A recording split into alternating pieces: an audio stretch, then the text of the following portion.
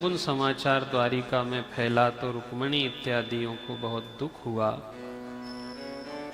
उन्होंने प्रभु से निवेदन किया तो भगवान ने एक ही बात कही कि देवी, मैंने मेरे जीवन में कभी किसी का बुरा नहीं किया है, तो ये तय मान करके चलो कि मेरा भी कभी कोई बुरा नहीं कर सकता। और कल जो हमने गुरु की कथा सुनी, उसमें अपनी गुरु माँ को भगवान ने पुनर्दत्त नाम के गुरु जी के पुत्र को संयमनी नगरी से लाकर के दिया, जो यमपुरी के नियम के विरुद्ध था। स्वयं भगवान कृष्ण जी ने कहा कि देखो, समय आएगा जब भले मुझे अपना बेटा देना पड़े, पर आप पहले गुरु जी के यहाँ जो पुनर्दत्त नाम का बेटा है और जिसे पांचजन्य नाम के राक्षस ने निगल गया था, उसे आप वापिस कर दो। इसलिए प्रभु जी तो जानते थे कि मुझे अपना बेटा देना पड़ेगा। साथ ही भगवान शिव जी का कामदेव को श्राप था, द्वापर युग में तुम कृष्ण के घर से अवतरित होगे और समय आने के बाद तुम और तुम्हारी धर्म पत्नी आपस में मिलोगे। समय बीता और उसी भानुमती ने उस मछली के पेट को चीरा तो एक सुंदर बालक निकला। मनी मन सोचने लगी कि यह भेद कोई जाने, इससे पहले मैं अपने गुरु जी से ये पूछूं। नारद जी को उसने आमंत्रित किया और उन्होंने ये बताया कि देवी, ये जो मछली के पेट से बालक निकला है, ये साधारण बालक नहीं है, ये तुम्हारा पति कामदेव है। अब तुम दोनों को मिलकर के महामायावी नाम की विद्या से इस राक्षस की जो जो विद्याएं हैं उसे सबको समाप्त करना है। समय बीता और इन्होंने उस संबासुर नाम के दैत्य का संहार करके सुंदर स्वरूप धारण करके द्वारिका में प्रवेश किया। भगवान श्री कृष्ण को प्रणाम करके अपना परिचय दिया कि भगवान, मैं तुम्हारा पुत्र और ये तुम्हारी पुत्र वधू है। इस ढंग से भगवान ने रुक्मणी जी को संतुष्ट किया। भगवान ब्रजेंद्र नंदन की दिनचर्या थी कि वह प्रातः काल को उठते थे, सूर्योदय से पहले नित्य उठना, स्नान इत्यादि से निवृत्त होना, सूर्य नारायण भगवान को अर्घ देना, तिलक लगाना, अच्छे सुंदर वस्त्र पहनना। गरीबों से प्रेम किया भगवान ने, पर गरीबी को कभी अंगीकृत नहीं किया। सदैव अच्छे वस्त्र पहनते थे, तिलक लगाते थे, नित्य संध्या वंदन इत्यादि सात्विक धार्मिक कर्म करते थे, राजकाज का पाठ का काम देखते थे, भोजन इत्यादि से निवृत्त होते थे और दोपहर के समय में सुधर्मा नाम की सभा में आकर के बैठते थे।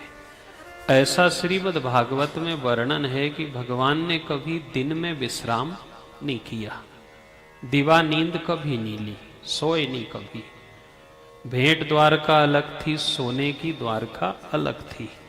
कभी कभी अपभ्रंश भी हुआ है कई चीजों का कि भगवान दिन रात अपने राजकाज के पाठ से निवृत्त होकर के विश्राम करने जिस द्वारिका में जाते थे, उसका एक नाम सोने की द्वारिका था, यानी विश्राम करने की द्वारिका।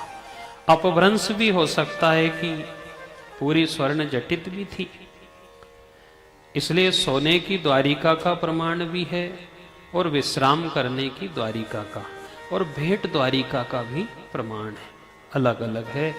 दोपहर की समय में भगवान सुधर्मा नाम की सभा में बैठते थे और रोज कोई ना कोई नई नई चर्चा सुनाया करते थे। उसी समय कोई चर्चा में भगवान बैठे थे कि उसी द्वारिका नगरी का एक व्यक्ति आया, तो वह चमकदार वस्तु लेकर के आया। तो द्वारिका वासियों ने कहा, ऐसा लगे है गोविंद की आज स्वयं अपनी सभा में सूर्य नारायण उतरे हैं। भगवान ने कहा कि भैयाओं, ये तो अपनी ही द्वारिका का सत्राजीत है और सूर्य नारायण भगवान की उपासना करता था, सो 8 रत्ती भर सोना देने वाली इसे समंतक नाम की मणि दी है। इसने लाकर के भगवान को बताई, प्रभु आपके आशीर्वाद से और सूर्यदेव भगवान के आशीष से ये मणि प्राप्त हुई है। उस समय की स्थिति ऐसी थी तो प्रभु जी ने निवेदन किया कि सत्राजीत जी, ये तो बड़ी प्रसन्नता का विषय है, पर एक बात तुमसे मैं कहूँ कि ये माल देती है वहाँ तक तो बहुत अच्छी है, पर किसी दिन आपकी जान नहीं ले, मार नहीं दे। इसलिए मेरा तो आपसे निवेदन है कि आप सुरक्षित इसे द्वारिका के खजाने में रख दो, जब तुम्हारे आवश्यकता पड़ेगी हम तुम्हें दे देंगे। पर सत्राजीत ने भगवान के इस प्रस्ताव को अस्वीकार कर दिया। मणि लेकर के आया। थोड़े दिन बाद इनके छोटे भाई प्रसेन ने वह मणि पहनी और जंगल में शिकार खेलने चले गए। वहां एक हिंसक सिंह ने इनके ऊपर झपट्टा मार करके इन्हें मार दिया और मणि छीन ली। उस सिंह को मार करके एक विशालकाय रीछराज ने वह मणि छीन करके ले गए और वह अपनी बेटी को दे दिया। प्रातः काल जब ये 1 दिन 2 दिन 4 दिन बीता तो कानों कान आवाज भगवान द्वारिकाधीश तक गई कि सत्राजीत कहने लगा कि हो ना हो द्वारिकाधीश का कोई ठिकाना नहीं, इसको एक बार कोई चीज पसंद आ जाए तो ये लिए बिना मानते नहीं हैं। चोरी करना, लड़ाई करना, छीनना, झपटना, इनकी नेत का कोई ठिकाना नहीं दिखता। हो ना हो इन्होंने ही मेरे भाई को कहीं करके मणि ले ली होगी। भगवान जी तक ये जब संदेश पहुंचा तो उन्होंने द्वारिका के प्रबुद्ध लोगों को ले गए और सत्राजीत के पास खड़े हुए कि देखो भैया, उस दिन सुधर्मा नाम की सभा में हमने सबके सामने ये प्रस्ताव रखा था, पर आज यदि मणि कहीं चली गई तो तुम मेरे ऊपर ये लाछन क्यों लगाते हो। मथुरा के लोगों को लेकर के गए, मणि की खोज की। रास्ते में एक हिंसक सिंह मिला, खून से लथपथ इनके कपड़े मिले, इनके भाई का मृत शरीर मिला। आगे गए तो एक विशाल का एक गुफा दिखी। द्वारिका वासियों को बाहर खड़ा प्रभु ने और भीतर प्रवेश किया तो एक सुंदर सी कन्या उस मणि को लेकर के बैठी हुई थी। पर पुरुष को देख करके वह सहसा भीतर की ओर भागी। भीतर से एक विशाल काय शरीर वाले रीछ निकले और उन्होंने लगातार 28 दिन तक युद्ध किया। बिना कुछ विचार करे 1 दिन निकल गया, 2 दिन, 3 दिन, 28 दिन हो गए। 1 महीना होने पे आया तो द्वारिका के जो लोग थे वह भी हताश हो गए और वापिस लौट करके चले गए कि इसी समय अंतराल में इनके बड़े भाई बहुलाक्ष से मिलने दूसरे देश चले गए।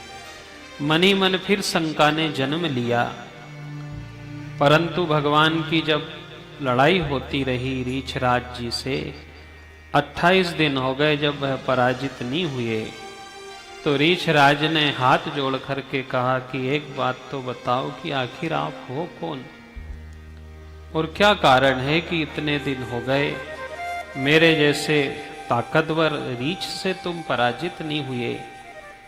बोले जामवंत जी, राम जन्म में आपकी बड़ी इच्छा थी कि मैं द्वंद्व युद्ध करता, पर वह ऐसा समय था कि मैं आपसे युद्ध नहीं कर सकता था, सो मैंने कृष्ण अवतार लिया है 125 वर्ष का, द्वारिकाधीश के नाम से लोग पहचानते हैं।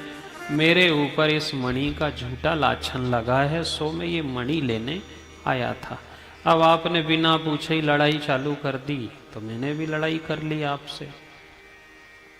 बड़े विस्मृत हुए कि बहुत बड़ी भूल हुई, प्रभु प्रणाम किया, क्षमा मांगी और एक बार निवेदन किया कि बस इतना चाहता हूँ, ऐसा आप मत सोचना कि मैं आपके स्वरूप को स्वीकारता नहीं, पर एक बार मेरा मन है कि मैं उसी स्वरूप में आपको देखना चाहता हूँ। कित मुरली कित चंद्रिका कित गोपियन को साथ, अपने जन के कारण श्री कृष्ण भये रघुनाथ। राम जी बनकर के दर्शन दिए राघवेंद्र सरकार ने, धनुष बाण हाथ में लिए भगवान के स्वरूप को प्रणाम किया। बड़ी गदगदता आई, अहो प्रभु आज आपने पुनः इस दास पे कृपा करके दर्शन दिया। मनी मन प्रसन्न होकर के कहने लगे, बड़ी प्रसन्नता की विषय है कि आप पधारे। अब केवल मैं ये चाहता हूं कि मेरा शरीर वृद्धता की ओर है, शरीर साथ देता नहीं है। मेरे माथे अपनी बेटी का वजन है और आपसे योग्य वर इसे दिखाई नहीं देता मुझे। सो मेरी इस जाम्बती नाम की कन्या आप अपने श्री चरणों में गृहीत करें। जाम्बती नाम की कन्या उन्हें दी और अपने जीवन को विश्राम दिया था।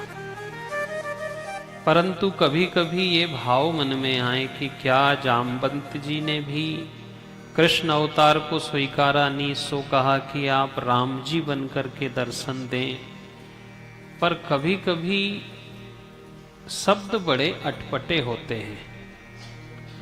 शब्दों को समझ पाने की परिस्थिति में कभी हमारे ज्ञान चक्षुओं के कारण अपभ्रंश हो जाता है और भक्ति की जगह भ्रम पैदा हो जाता है।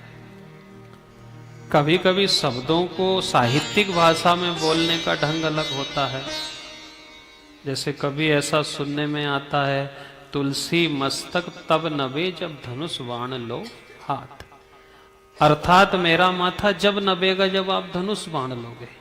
कभी कभी ऐसा नहीं होता।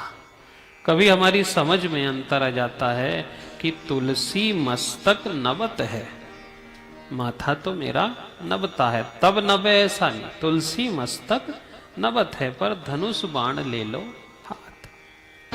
फिर भी मेरी इच्छा है कि आप धनुष बाण हाथ में ले लो। भगवान ने मणि लेकर के आए, जामवती को लाए और सत्राजीत के सुपुर्द करी। सत्राजीत ने भी अपनी सत्यभामा नाम की कन्या और मणि इनको देना चाहिए। कन्या से संबंध जोड़ लिया पर मणि लेने से मना कर दिया कि ये दहेज में मैं मणि नहीं लेना चाहता, इसके पीछे कलंक लगा। कृतवर्मा, अक्रूर और सतधनवा को जब ये बात पता चली कि सत्राजीत ने इनकी बेटी अपने तरफ ब्याहने की बात करी थी और कृष्ण जी को दे दी, तो रात में योजनाबद्ध तरीके से इन्होंने सत्राजीत को मार दिया।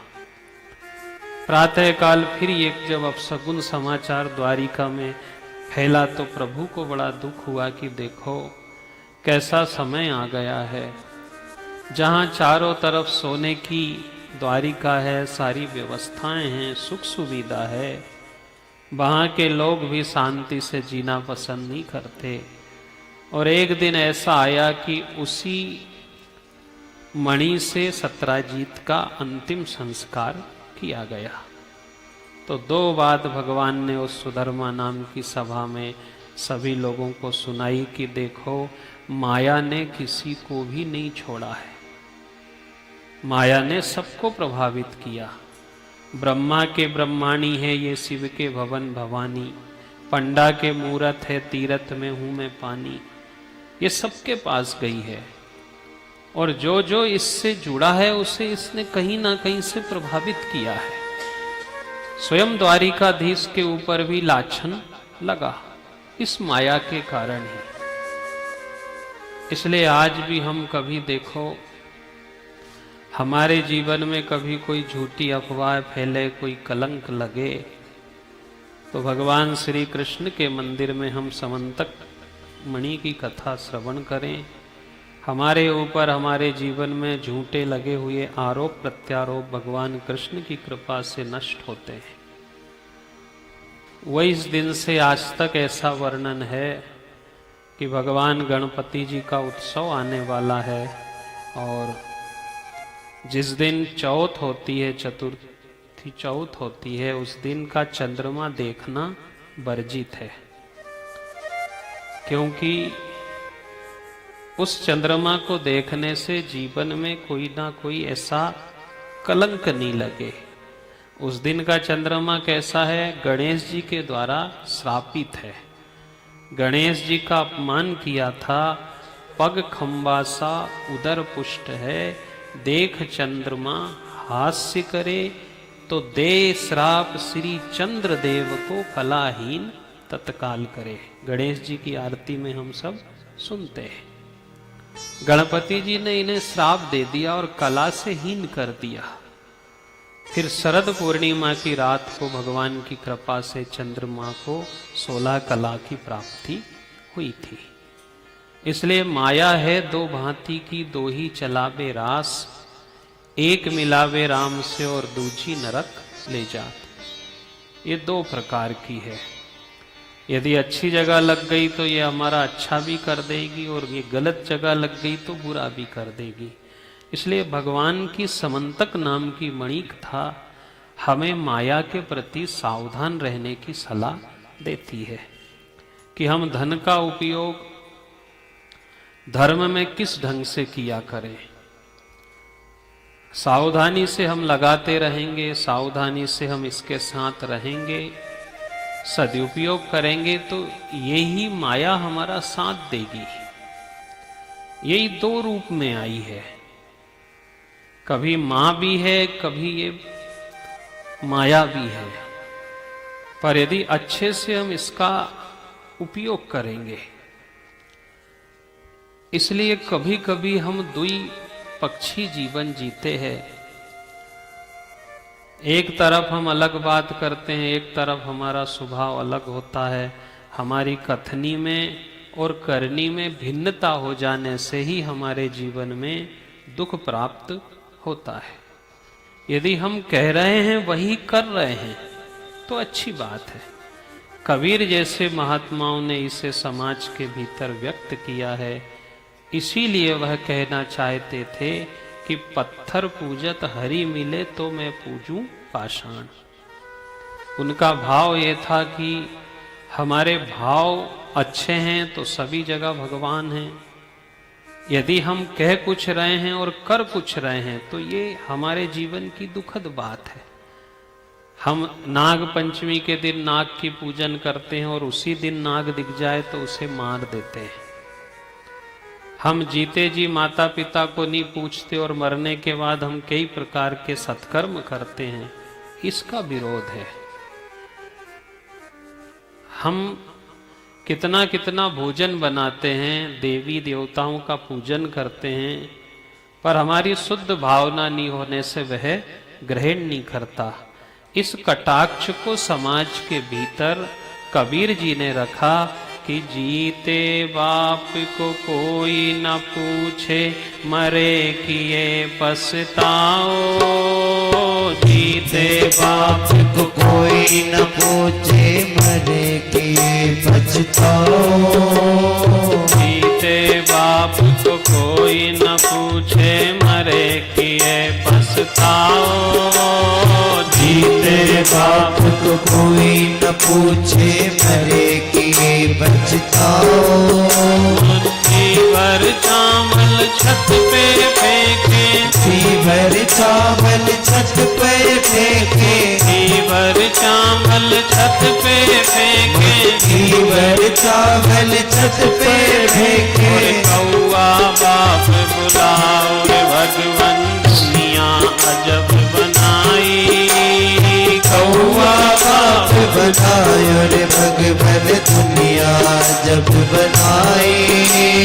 दुनिया अजब बनाई रे भगवन, दुनिया अजब बनाई। दुनिया अजब बनाई रे भगवन, दुनिया अजब बनाई। 5 शेर का पाग बनाओ, देवी को पुजवाओ। 5 शेर का पाग बनाओ, देवी को पुजवाओ। 5 शेर का पाग बनाओ, देवी को पुजवाओ।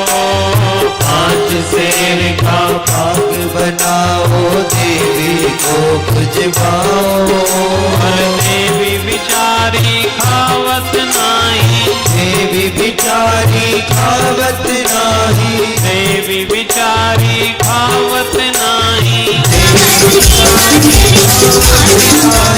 आप हिल मिल खाओ रे भगवन दुनिया अजब बनाई। आप हिल मिल खाओ रे भगवन दुनिया अजब बनाई। ये दुनिया अजब बनाई रे भगवन दुनिया अजब बनाई। ये दुनिया अजब बनाई रे भगवन दुनिया अजब बनाई। माटी का एक सांप बनाकर पूजे लोग लुगाई। माटी का एक सांप बनाकर पूजे लोग लुगाई। माटी का एक सांप बनाकर पूजे लोग लुगाई। माटी का एक सांप बनाकर पूजे लोग लुगाई। और सांच माच का दे दिखाई। सांच माच का दे दिखाई। सांच माच का दे दिखाई। सांच माच का दे दिखाई। ले मूसल धमकाई रे भगवन दुनिया अजब बनाई। ले मूसल धमकाई रे भगवन दुनिया अजब बनाई।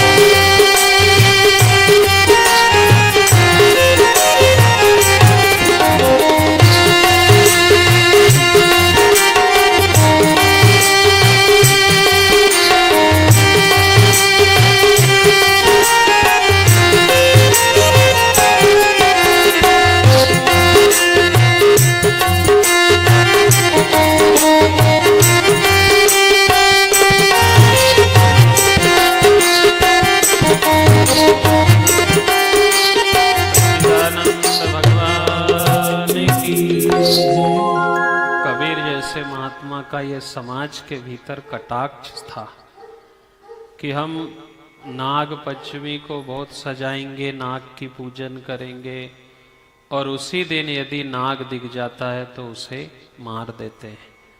5 शेर का पाग बनाया, देवी को पुजवाया, देवी बिचारी खावत नाही, आप ही हिल मिल खाओ रे भगवन, दुनिया अजब बनाई। जीते बाप को कोई ना पूछे, मरे किए पछताओ, मुट्ठी भर चावल छत पे फेंके। कौआ के रूप में हम उस हमारे पितृ को देखते हैं। ठीक है, हमारी भारतीय सभ्यता का नेम है। कबीर जी किसी सभ्यता के विरोधी नहीं रहे होंगे। उन्होंने हम सबको कटाक्ष किया होगा कि कथनी और करनी में हमारे भेद है, इसे एक करो। इसलिए कभी आप गणित लगाना कि आपके घर बहुत सारा धन है और चोर यदि गलती से घुसी आता है तो कभी आपने देखा कि चोर ने लकड़ी उठा के नोटों की गड्डी को कूटा हो, वह किसको मारेगा? धनी को मारेगा, धन को नहीं मारेगा। चोर घर में घुसेगा तो किसको मारेगा? धनी को मारेगा। धन के पीछे धन ने धनी को भी पिटवा दिया, तब कि धन के पीछे मार खाई, पर उसने धन को नहीं मारा। उसने कहा कि मैं धनी को मारूंगा जब धन मिलेगा। यमराज ने भी एक ही काम किया है कि उसने धन को परेशान नहीं किया, धनी को किया। इसलिए हम जीवन भर कमाते हैं, सब कुछ करते हैं, बाद में संतान हमारी केवल इतना लिखेगी जिनने जीवन भर धन धन धन किया, अंत में उसका निधन ही होना है। निधन शब्द इसीलिए बना है कि निधन हो गए, निर्धन हो गए। इसीलिए तुलसी जी ने कहा कि धनवंता ते ही जानिए, जाके राम धन होए। धनवंता उसको मानना जिसके पास ईश्वर के नाम की पूंजी है। इसलिए देखो, माया है दो भांति की, दो ही चला बेरास। हम इस उपाधि के चक्कर में, तब की उपाधि हमारे जीवन की बहुत बड़ी व्याधि है, ये बीमारी है। हमारे भीतर जो एक भाव बैठ गया है। इसलिए आपसे कहा था कि आय 100 की है, खाए 2 और हाय 1000 की, कि 1000 रोटी मिल जाती, 1000 कमा लेते। भगवान की कथा, समंतक मणि की कथा हमें इसी बात के लिए प्रेरित करती है कि हम हमारे जीवन में वास्तविकता से जुड़े, हम धर्म संपन्न भी बने, धन संपन्नता के साथ साथ भगवान श्री कृष्ण जी ने उसी सुधर्मा नाम की सभा में एक ऐसे राजा की कथा सुनाई थी जो कि कई गायों का दान हजारों बार दे चुका था, पर इतने बड़े दिग्विजयी नृग राजा को भी एक कुएं में गिरगिट बन करके समय काटना पड़ा था।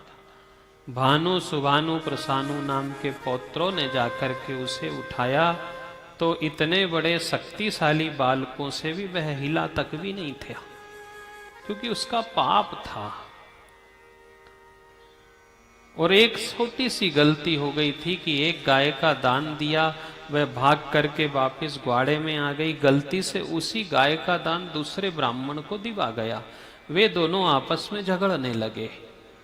राजा ने बहुत समझाया कि मैं इससे अच्छी गाय दे दूं, आपके सोने के सींग मड़ी हुई गाय दे दूं, पर उन अपने स्वभाव में मग्न रहने वाले ब्राह्मणों ने इन्हें श्राप दे दिया कि राजन, तुम बदलते हो दान दे करके, तुम्हारा स्वभाव एक गिरगिट की भांति है, तुम्हें गिरगिट बना दिया जाए। भगवान तुम्हें श्राप देते हैं हम कि तुम गिरगिट बन जाओ। एक छोटी सी गलती करी। हम जाने अनजाने कितनी कितनी गलती कर रहे हैं जिसका कोई ठिकाना नहीं, ना हम सोचते ना समझते। एक भगवान के पास कभी कभी हम देखें, हम जब छोटे रहे होंगे, पढ़ाई करते थे, विद्यालय जाते थे, पहले का गुरुजनों का दंड देने का बड़ा अलग नियम था। हम यदि उसका कार्य करके नहीं जाते थे, होमवर्क करके नहीं जाते थे, तो वह कहता था मैं तुझे मुर्गा बना दूंगा। एक लौकिक गुरु के पास इतनी ताकत है कि वह आपको मुर्गा बना सकता है, तो गोविंद के पास कितनी ताकत है। वह हमें गधा बना दे, बकरा बना दे, घोड़ा बना दे, गाय बना दे, बानर बना दे, इसका क्या ठिकाना कि वह क्या बना दे, और उसे कितनी देर लगती है। खाली धड़ रहता है। यदि मांस पसंद है तो उसने कहा कि मैं तेरा ये मुंह बदल दूंगा, वह तुम्हें हिंसक बना देगा। इसलिए बड़ा सोचने का विषय है भगवान से। केवल हम भगवान से क्या मांगे? हमें यदि तू कुछ देना चाहता है तो द्रव्य दृष्टि मत दे, दिव्य दृष्टि दे। आजकल लोगों की दृष्टि कैसी हो गई है? द्रव्य दृष्टि। और भजनानंदी लोग भगवान से क्या मांगते थे? दिव्य दृष्टि दे। अब 24 घंटा द्रव्य द्रव्य दिखाई देता है, धन ही धन दिखाई देता है। कहां से आ जाए, कैसी परिस्थिति से आ जाए। इस द्रव्य दृष्टि ने हमारी दिव्य दृष्टि को गोड़ कर दिया है, दबा दिया है। इसलिए आपसे कहा था कि सत्य पुरुष इतना बलवान होना चाहिए कि किसी सत्ता पुरुष से दबे नहीं। सत्पुरुष के भीतर भगवान की सत्यता का इतना ताकत होनी चाहिए कि कोई सत्ता पुरुष नहीं दबा सके। सत्ता पुरुष के पास कोई क्षमता नहीं होती, कोई भजन भक्ति नहीं होती, पर मंत्र वाला जब मंत्रियों के पीछे फिरता है तो फिर दुख होता है। मंत्री यदि मंत्र वाले के पीछे घूमे तो चल सकता है। इसका कारण यही रहा कि हमारी दृष्टि, हम प्रसिद्धि पे चले गए, उपाधि पे आ गए। इसलिए आपसे कहें कि कलयुग में देखो आप, बहुत अच्छी चीजें हैं भगवान के द्वारा, संतों के द्वारा दी गई है कि कलयुग में 2 चीज होना चाहिए। एक तो पवित्रता होनी चाहिए और एक पतिव्रता होनी चाहिए। पवित्रता का विशेष ध्यान होना चाहिए घर में। घर में यदि पवित्रता है और पतिव्रता है तो कई प्रकार की रिद्धि सिद्धि है, फिर आपको कोई कमी की जरूरत नहीं, कोई कमी नहीं महसूस होगी। और हम भगवान से निवेदन करें कि तू हमें सिद्ध मत बना, पर शुद्ध बना। देखो, सिद्ध कभी भी गड़बड़ा सकता है, सिद्ध कभी डगमगा सकता है, पर शुद्ध कभी नहीं डगमगाएगा। ये प्रकृति प्रदत्त होता है। गन्ने का रस शुद्ध है, शहद शुद्ध है, उसे सिद्ध करने की जरूरत नहीं, वह स्वतः कैसा है, शुद्ध है। इसलिए जिस युग में हम जी रहे हैं उसमें हम भगवान से निवेदन करें तो हमें केवल केवल दिव्य दृष्टि दे। हाय हाय करेंगे और अंत में निधन हो जाएगा, इसलिए क्या भरोसा है। एक संत ने क्या लिखा है, हमारी सांसों का क्या ठिकाना है, कब खत्म हो जाए, कब हमारा जीवन एक जगह स्थिर हो जाए, क्या भरोसा है इस जिंदगी का, क्या भरोसा है इस जिंदगी का। साथ देती नहीं ये किसी का, क्या भरोसा है इस जिंदगी का, क्या भरोसा है इस जिंदगी का। साथ देती नहीं ये किसी का, साथ देती नहीं ये किसी का। क्या भरोसा है इस जिंदगी का, क्या भरोसा है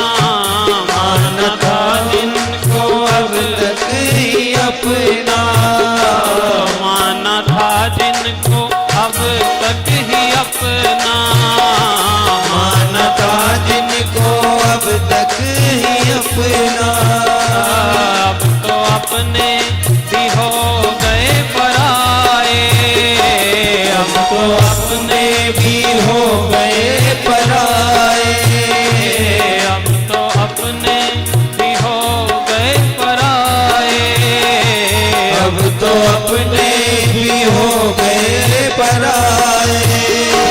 नाथ छूटेगा एक दिन सभी का, क्या भरोसा है इस जिंदगी का, नाथ छूटेगा एक दिन सभी का क्या भरोसा है इस जिंदगी का।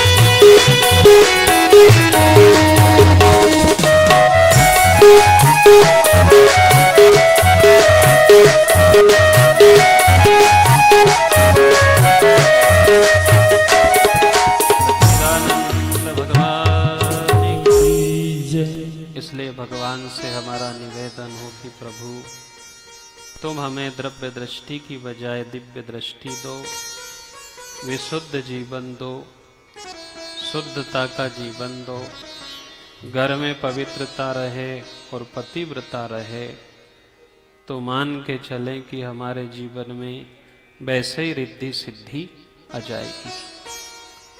और यदि घर में पतिव्रता नहीं है और पवित्रता नहीं है तो जो है रिद्धि सिद्धि हम चाहते हैं वह हमें नहीं मिल सकती।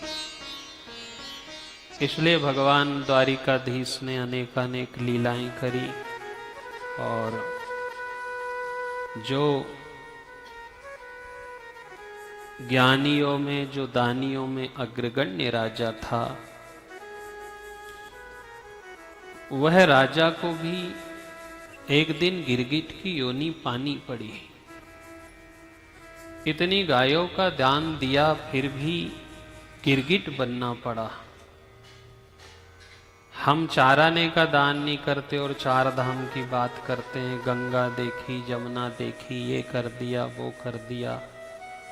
यहाँ तो ऐसा है कि इस हाथ से दान दो तो इस हाथ को पता भी नहीं चलना चाहिए कि हमने दिया है।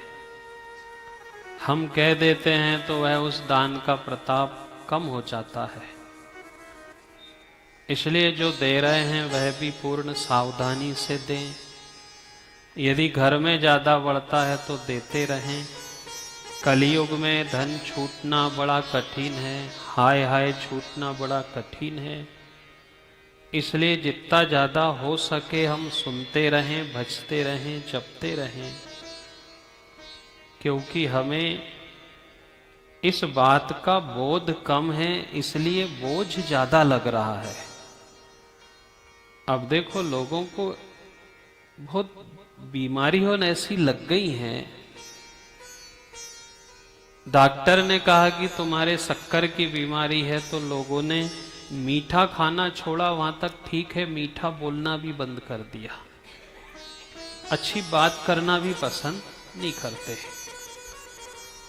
अब देखो एक बीमारी और लगी है। आपसे कहा था कि आज का सबसे बड़ा रोग की क्या कहेंगे लोग। एक तो ये रोग लग गया, दूसरा जिसको देखो उसको कि अच्छा नहीं लगता। कहीं भी जाए, हम वहां गए साहब, उनने हमारा सम्मान नहीं किया, हमको बहुत बुरा लगा। अच्छा कम लग रहा है, बुरा ज्यादा लग रहा है। हम वहां गए, उनने हमारे से मुंह से भी बात नहीं करी, हमारे बिल्कुल अच्छा नहीं लगा। बुरा बहुत लग रहा है, अच्छा कम लग रहा है, और जिसको देखो उसका दिमाग खराब है। जिससे बात करो वो यही, साहब हमारा बहुत दिमाग खराब है, बात मत करो, माथा ठीक नहीं है। क्योंकि दिमाग इसलिए खराब है कि जहां भजन रखना था वहां भजन रख लिया। जिसको देखो उसका दिमाग खराब, सीधे मुंह कोई बात करना पसंद नहीं करता। और ये सब क्यों है? क्योंकि बोध कम है, इसलिए बोझ ज्यादा है। वास्तविकता का बोध होना ही हमारे जीवन के बोझ को कम करता है। ये जो बोझ ले ले करके हम बैठे हैं कि हम ऐसा है, हम ऐसा कर रहे हैं, वैसा कर रहे हैं, इसलिए आपसे कहा था कि इंप्रेशन के कारण लोग डिप्रेशन में चले गए।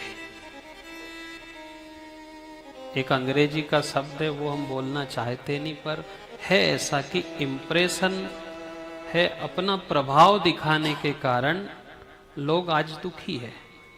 हम ये कर रहे, हम ऐसे हैं, हम वैसे हैं। जो जितना भरा रहेगा वह बिल्कुल साधारण रहेगा, सहज रहेगा, सरल रहेगा। जो जितना बड़ा है वह उतना तरल है, उतना सरल है, सबसे प्राप्त है। भगवान भी उसे ही सब कुछ देता है जो बराबर भरा पूरा है। जिसे कभी अभिमान नहीं आएगा उसकी बराबर भगवान सुनेगा। इसलिए देखो, हम जो कथाएं सुन रहे हैं, राजा नग जैसे राजाओं की कथा है कि जिन्होंने अनगिनत गौओं का दान दिया, ऐसे राजा की भी कथा सुनने में आई कि उसे गिरगिट बनना पड़ा। इसलिए भगवान के द्वार पे जाकर के हम क्षमा मांगा करें, निवेदन किया करें कि प्रभु आप ज्यादा से ज्यादा हमारे अवगुणों पे ध्यान मत दो।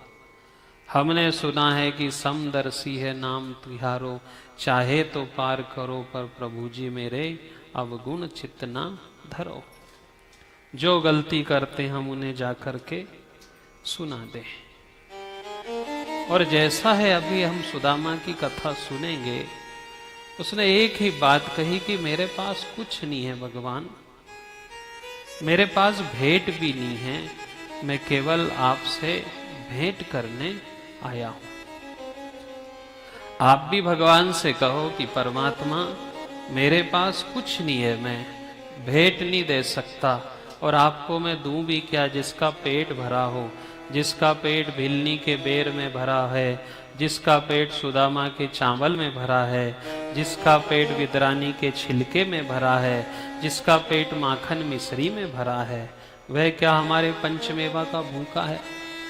अभी हमें कोई भोजन करा दे गले गले तक और टोपलों से मिठाई लाके रखे तो हम नहीं खा सकते, क्योंकि गले गले तक पेट भरा है। ये जितना बिगाड़ करा है ना, ये किन्ने करा है? बीच के लोगों ने। कभी आपने देखा कि दूल्हा और दूल्हा के बाप को कभी मस्ती नहीं करते सुना? जितना उपद्रव करते हैं बाराती करते हैं बीच के लोग। ये इनको भी भड़काते रहेंगे, इनको भी भड़काते रहेंगे, और दोनों पार्टी आपस में लड़ा करेगी। उन्होंने दूल्हा को भी भड़का दिया, दुल्हन को भी भड़का दिया। बाराती उनका ही ये काम रहा।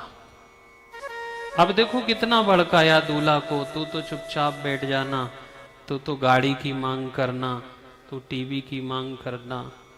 अब वो बेचारा बेटी का बाप दुखी है, कुंवर साहब भोजन कर लो, कुंवर साहब ने रुमाल लगाया और हूं करे ना हाँ करे।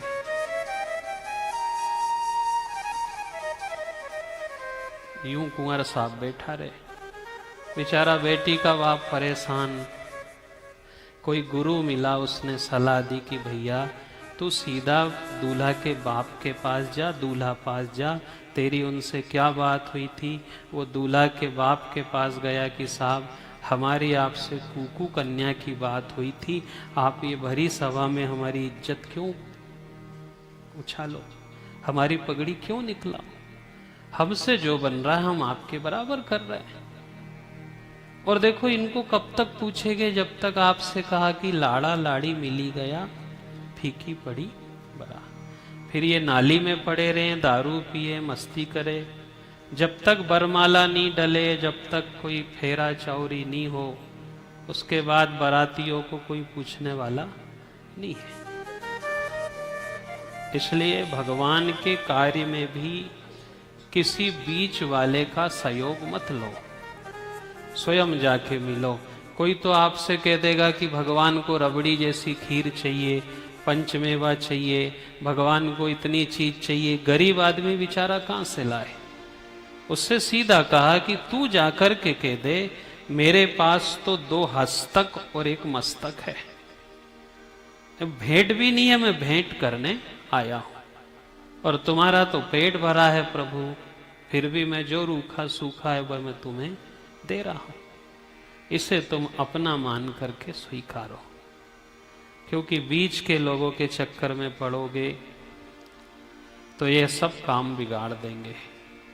दूल्हा और दूल्हा का बाप तो बेचारा मस्ती करता ही नहीं है, चुपचाप बैठा रहता है। जो असली हैं वे कभी नहीं कुछ बोले, जिनको चाहिए वह कहते ही नहीं है, वे बोले भी नहीं, और सामने वाला दे नहीं दे उससे कोई लेना देना नहीं। उनका पेट ईश्वर भरता है, वह ईश्वर से आस लगा करके रखते हैं। इसलिए देखो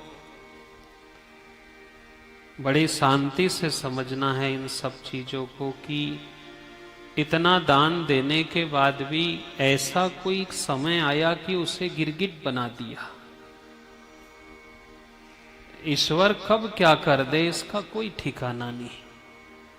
कभी कभी हमने सुना है, उद्धव जी ने कहा, उद्धव जी से कृष्ण जी ने, उद्धव जरा देखो तो क्या है, उद्धव देखो कर्मन की गति न्यारी, उद्धव देखो कर्मन की गति न्यारी, उद्धव देखो कर्मन की गति न्यारी, उद्धव देखो कर्मन की गति न्यारी, उज्ज्वल पंख दिए बगुला को, उज्ज्वल पंख दिए बगुला को, उज्ज्वल पंख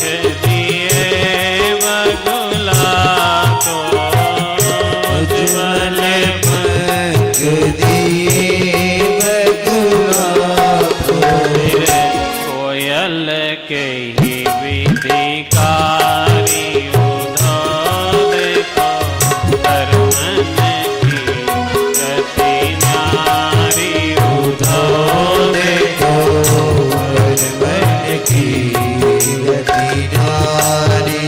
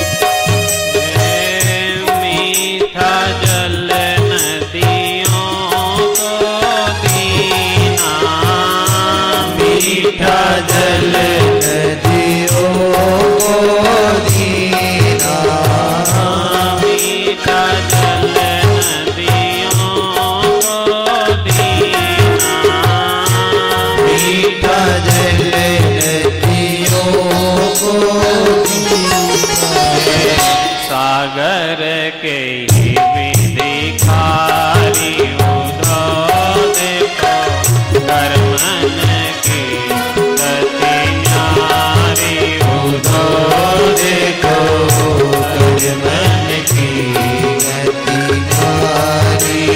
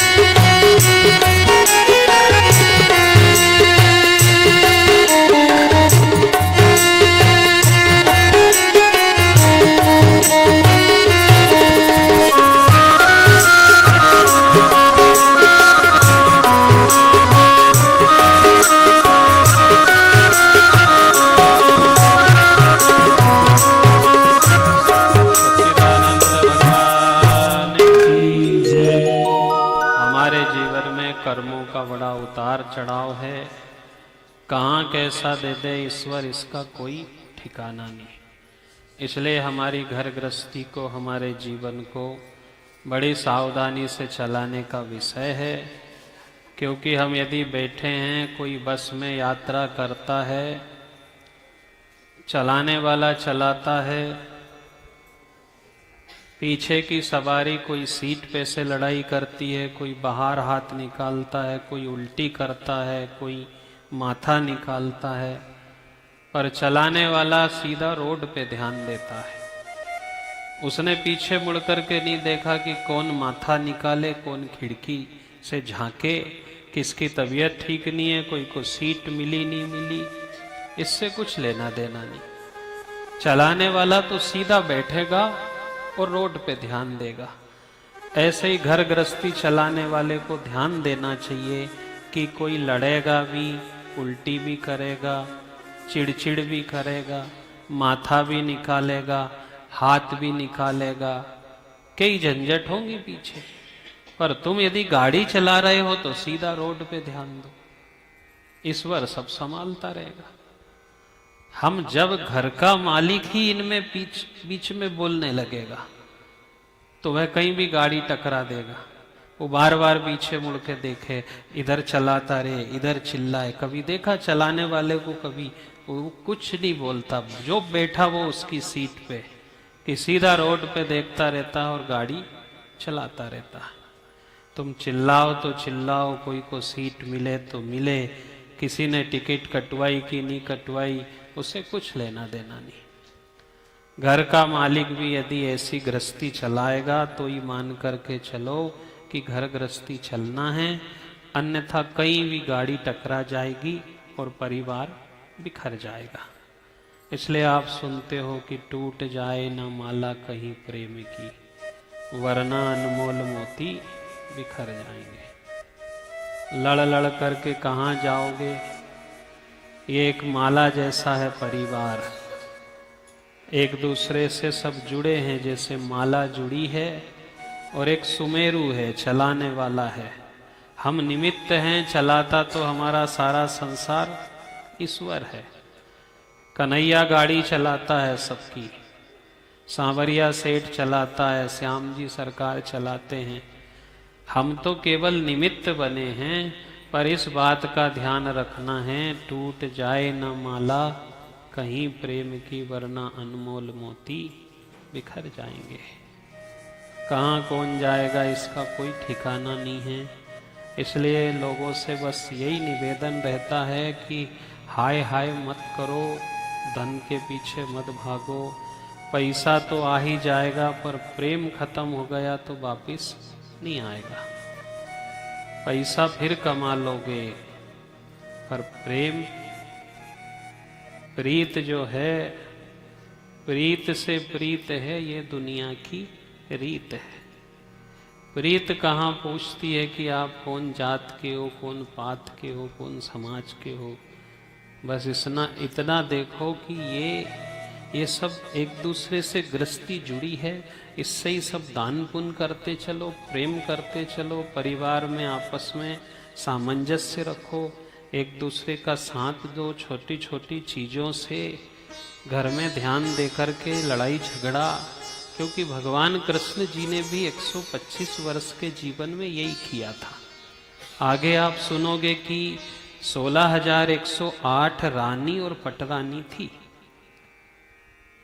अभी जाम्बती, मित्रविंदा, कालिंदी, सत्या, ऐसी 8 तो पटरानी थी, और 16,100 राजकन्याएं जो प्राग ज्योतिषपुर के भूमासुर नाम के राजा ने उनको बंदी बना के रखा था, उनको भी लेकर के आए और अपने शरण में जगा दी।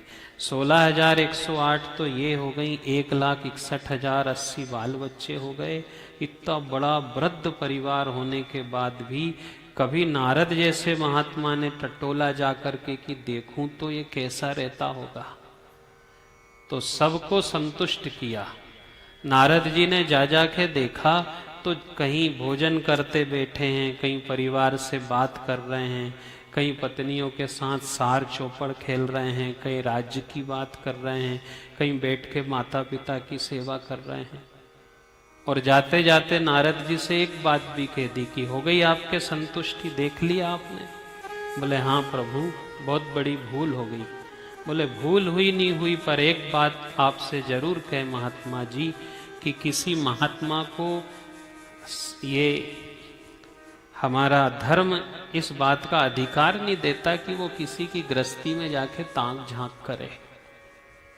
आप आपका जीवन जियो, गृहस्थ आश्रम वाले गृहस्थ का जीवन जिए। फिर भी आपके मन में जो भाव उठे उससे आप संतुष्ट हो गए कि 16,108 रानी पटरानी, 1,61,080 बाल बच्चे का परिवार, फिर भी कभी कृष्ण जी के जीवन में हमने महाभारत होते नहीं सुनी। तबकि स्वयं महाभारत के प्रणेता थे, बड़े से बड़े स्तर का युद्ध करवाया, देखा वहां सब गए, पर देख देख करके सबको समझा दिया कि अच्छे रहो, प्रेम से रहो। हम 2-4 परिवार के लोग अच्छे से नहीं रह सकते, और इतना बड़ा बड़ा, इतने अच्छे अच्छे खाने पीने की कोई कमी नहीं, रहने की नहीं, पेड़ने ओढ़ने की नहीं। वहाँ कभी जंगलों में जाकर के देखो, कई लोग कैसा गरीबी का जीवन जी रहे हैं, कई लोगों के पास कई व्यवस्थाएं नहीं हैं, फिर भी वे बड़ी शांति से जीते हैं। उनके पास कुछ भी नहीं था। गहनों की बातें दूर रही, तन पर काफी चिथड़ा भी न था।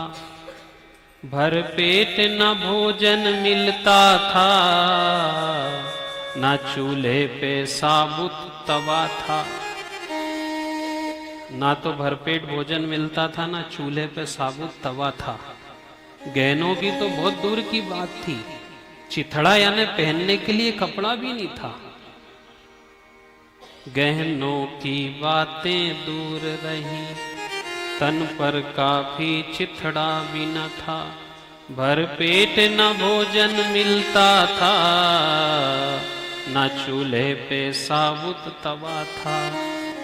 कंगाली की ये हालत थी कि बहुधा उपास हो जाते थे। फिर भी विरक्त रख कर मन को वो हरि भजन प्रेम से गाते थे। फिर भी भक्तों ने बड़े प्रेम से अपना जीवन जिया है। इसलिए कृष्ण जी की कथा हम सबको प्रेम से रहने का संदेश देती है। भगवान 16,108 रानी पटरानियों के बीच में रहे और अनेक अनेक प्रकार का जीवन जिया भगवान ने। इसी समय अंतराल में उषा अनिरुद्ध का विवाह संपन्न करवाया, बाणासुर से युद्ध किया, राजा नरक को सदगति दी, बलराम जी का ब्रज गमन हुआ, पौंड्रिक, काशीराज इत्यादि कई प्रकार के राजा महाराजा द्विभिदिन का उद्धार किया भगवान ने। और कौरवों के साथ बलराम जी का युद्ध करवाया। इसके बाद साम्ब इत्यादि की कथा और जरासंध जैसे राजा को भगवान ने भीम के द्वारा समाप्त करवा के राजसु यज्ञ रखा। और उस राजसु यज्ञ में जो जो लोग धर्म से नहीं जुड़े थे उन सबको धर्म से जोड़ा था। अग्र पूजा का विरोध हुआ श्री कृष्ण जी की, उसको भी जाकर के निपटाया इन्होंने। ऐसा यज्ञ इसलिए किया भगवान ने कि सबको जोड़ लिया जाए धर्म से। 125 वर्ष के जीवन काल में भगवान ने सब चीज करी, सबसे मिले। एक समय ऐसा आया भगवान श्री कृष्ण जी का कि जिनको 11 वर्ष के बाद ब्रजमंडल में छोड़ करके आए थे वे वापिस फिर लौट करके नहीं गए।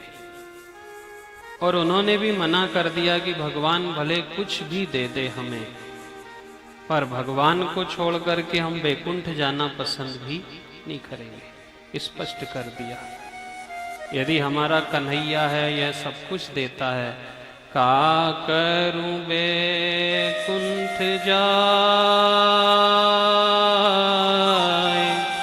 का करूं वैकुंठ जाए, का करूं वैकुंठ जाए, का करूं वैकुंठ जाए, का करूं वैकुंठ जाए, का करूं वैकुंठ जाए, का करूं वैकुंठ जाए, का करूं वैकुंठ जाए।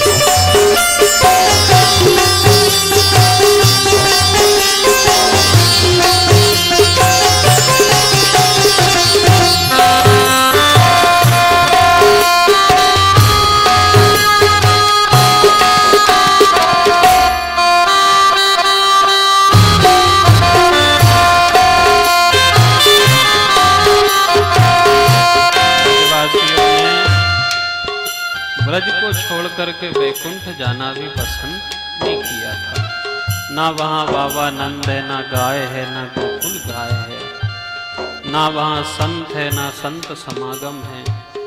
ऐसी जगह जाने से क्या फायदा। इतना इतना इसने भगवान श्री कृष्ण जी को दिया और कृष्ण जी ने भी बराबर इनको उतना ही स्नेह दिया। जाते जाते समन पंथ कुंड पे मिले, खगराज चंद्र ग्रहण के दौरान स्नान करने गए, सबसे भावभीनी भेंट की, पुरानी बातें करी। उस समय भी सबसे मिले कि बाबा गजब का प्रेम था। बड़ी बड़ी गादियाँ मिली, बड़े बड़े लोग मिले, प्रेम मिला, पर जो स्नेह जो प्रेम आपने दिया वह संसार में मुझे कहीं देखने को नहीं मिला। इतना बात कभी श्री कृष्ण ने नहीं कही कि कोई पैसा देखने को मिला, गादी मिली। उन्होंने कहा कि अब समय बीत चुका है, 125 वर्ष हो चुके हैं। एक और इच्छा है कि बचपन में एक बार मेरे बचपने के मित्र सुदामा से मिलता। आप लोगों से मेरी एक बार भेंट करने की इच्छा थी, तो सबको गले लगाया। काफ़ी दिन भगवान रुके, सबसे मेल जोल करा, सबको एक बात रखी कि तुमने इतनी भजन भक्ति करी है कि तुम्हें वैकुंठ मिलेगा, पर सबने मना कर दी कि गोविंद वहाँ जाने से क्या फायदा है। क्या ऐसा ब्रजरस का आनंद आ सकता है? क्या ऐसे माखन की लूट, आपस में एक दूसरे को उल्हाना देना, एक दूसरे के प्रति प्रेम झलकाना, कितना कितना लाछन लगाया, कितनी कितनी बात की। हम तो ये सब चीज छोड़ करके नहीं जाना चाहते, चाहे भले बुरा लग जाए। बुरा लगे वैकुंठ वाले को तो जाने मेरी बलाए, पर का करूं वैकुंठ जाए। किसी ने कहा कि वैकुंठ वाले को बुरा लग जाएगा, तो बोले 100 बार बुरा लग जाए, भले बुरा लगे वैकुंठ वाले को, पर जाने मेरी बलाए। मैं क्यों जाऊं, मैं तो यहीं स्थित हूं। सारे ब्रजवासी वहीं रहे, इसलिए आज भी हमें घर से भागने की जरूरत नहीं पड़ेगी, परिवार छोड़ने की जरूरत नहीं पड़ेगी, समाज छोड़ना नहीं पड़ेगा। यदि यहीं हम सब प्रेम से रहे तो सब अच्छा लगेगा। कथा में प्रेम की चर्चा होती है, कृष्ण की चर्चा होती है, तो सब अच्छा लगता है। सब चुपचाप बैठे रहते हैं, किसी की भलाई बुराई करते, फालतू बात करते, तो उसको ही सुनना पसंद नहीं करता, क्योंकि यहाँ प्रेम है, अविरल प्रेम बरसता है। भगवान ब्रजेंद्र नंदन ने भी सुदामा से यही चाहा था। बराबर भगवान ने सुदामा जी को दोनों चीज दी थी। सुदामा की प्रेम भक्ति के कारण भगवान से उसने निवेदन किया कि धन तो श्याम हर कोई सबको दे देता है, पर तू मुझे धन भी देता है, अच्छी बात है, पर धन के साथ साथ मुझे धाम भी दे। धन सबको मिला है, पर धाम कम लोगों को मिला है। बचपना में जो गलतियां हुई उसका पश्चाताप किया इन्होंने, और 3 कारणों से ये श्याम सुंदर से मिलने नहीं गए। एक तो बचपने की भूल, गरीबी और लौकिकता कि लोग क्या कहेंगे। फिर भी समय बीतता गया, धर्म पत्नी ने जैसे तैसे बच्चों को पाला। एक दिन समय आया तो कहने लगी कि स्वामी, मैं तुमसे एक बात कहना चाहती हूँ। मैंने तो अपना जीवन जैसे तैसे व्यतीत कर लिया, पर दूसरे के बाल बच्चे अच्छा पहनते ओढ़ते हैं, अच्छा खाते पीते हैं। मुझसे ये देखा नहीं जाता कि मेरे बच्चा टकटकी लगा करके देखते हैं। कुछ तो करना पड़ेगा। पर हाथ जोड़ लिया कि देवी, जो है सो मैं बराबर देता हूँ, जो मुझे भिक्षा में मिलता है उससे मैंने सुना है कि स्वामी आपका बचपने का मित्र है द्वारिकाधीश। बोले उसकी बात मत करे, वह बहुत बड़ा आदमी है। मैं गया और उसने नहीं पहचाना तो मेरी इज्जत खराब होगी। बोले एक बार आप भले मांगने मत जाओ, पर मिलने तो चले जाओ। दौड़ी दौड़ी गई, बड़ी समझदार थी, बुद्धिमान थी। 3 मुट्ठी चावल लेकर के आई, पुराने वस्त्र में बांधे। वह सिद्ध करना चाहती थी कि यदि ये द्वारिकाधीश इनके मित्र हैं और वे यदि अंतर्यामी हैं तो वे मेरी व्यथा को बिना बताए ही समझ जाएंगे। इसलिए देखो, बोलने से कोई फायदा नहीं। भगवान के द्वार पे मांगो मत, आप जाके खड़े हो जाओ, वह सब देख लेगा। कांच के सामने जाके कहना नहीं पड़ता कि मैं कैसा हूं। कांच बिना बोले सब कुछ बता देता है। आपका टीका तिरछा लगा है, आपके कान किधर जा रहे हैं, बाल किधर जा रहे हैं, वह तो सब बता देता है। ऐसे ही सत्संग हमें सब बता देता है। दर्पण की भांति है सत्संग, दर्पण की भांति है भगवान का द्वार। उसके द्वार पे जाके खड़े होंगे तो वह सब बता देगा। फिर आपसे कहें कि लोगों से मत पूछो, बीच वालों के चक्कर में मत पड़ो। लोग हमें क्या बता देंगे इसका कोई ठिकाना नहीं। इसलिए कभी चिंतन करने जैसा विषय है। पुराने समय में आपने कई दंत कथाएं सुनी होंगी। उन दंत कथाओं में स्पष्ट लिखा है, एक बेटा और एक उसका पिता घोड़े से जा रहे थे। अब अपने बेटा को बाप ने बिठा दिया कि थक जाएगा, और पांव पांव बाप चलन लगा। तो एक गांव से निकले तो वहां के लोग कहने लगे, देखो साहब कैसा निर्दयी बेटा है, बूढ़ा बाप पांव पांव चले और खुद घोड़े पे बैठा है। अगले गांव में गए तो वो उतर गया और पिताजी को बिठा दिया। वह गांव के लोग कहने लगे कि कैसा निर्दयी पिता है, सुकुमार बालक इनका पांव पांव चले। आगे गए तो दोनों घोड़ा पे बैठ गए तो उन्होंने कहा कैसे पागल हैं दोनों, घोड़ा को मारना ही चाहते हैं। इससे अगले गांव में गए तो दो ही घोड़ा से उतर गए। तो गांव वाले कहें कि कैसे पागल हैं, इतना हट्टा कट्टा घोड़ा खाली चले और ये पांव पांव चले। आपको समाज के लोग जीने नहीं देंगे। ये कहां क्या कर दे, आप अच्छे रहोगे तो भी कहेंगे, बुरे रहोगे तो भी कहेंगे। ताने मारने वालों ने दाना खाने वालों को भी जीने नहीं दिया। दाने वालों ने तो कहा था कि हम गरीबी से जी लेंगे, खा लेंगे, पर ताने मारने वाले चैन से रहे जब तो कहीं ना कहीं ताने मारते रहे, आते जाते शब्द की चोट मारते रहे। इसलिए देखो, अब एक बात आपसे कहें कि अब तो सब निभ रही है। जैसे कोई कहे आपका बहू कैसी है, आपकी सास कैसी है, आपका बेटा कैसा है, तो वो ऐसा नहीं कहेगी कि बहुत अच्छी है, बड़े अच्छे शब्द में कहेगी कैसी है साहब, निभ रही है साहब, बहुत अच्छी निभ रही है। ये नहीं कहा उसने कि अच्छी है कि बुरी है, क्या शब्द बोला, निभ रही है। अच्छा रहने का तो गया समय, अब तो निभाने का है। निभाना शब्द बहुत अच्छा है, निभ जाए ये भी बहुत बड़ी बात है। बाकी लोगों ने तो, ताने मारने वालों ने चैन से नहीं जीने दिया। इसलिए इनकी बात ही मत सुनो, अपने जो मन में है वैसा करो। लोग क्या कहेंगे इसकी चिंता क्यों करते हो। हम लोगों को दिखाने के लिए सब करते हैं, कभी भगवान के बारे में भी तो सोचना चाहिए कि उसे कैसा लगेगा। यदि हम अच्छा कपड़ा पहनते हैं इसलिए पहनते हैं कि लोगों को अच्छा लगे, ऐसे ही अच्छा कर्म करें कि ईश्वर को भी अच्छा लगे।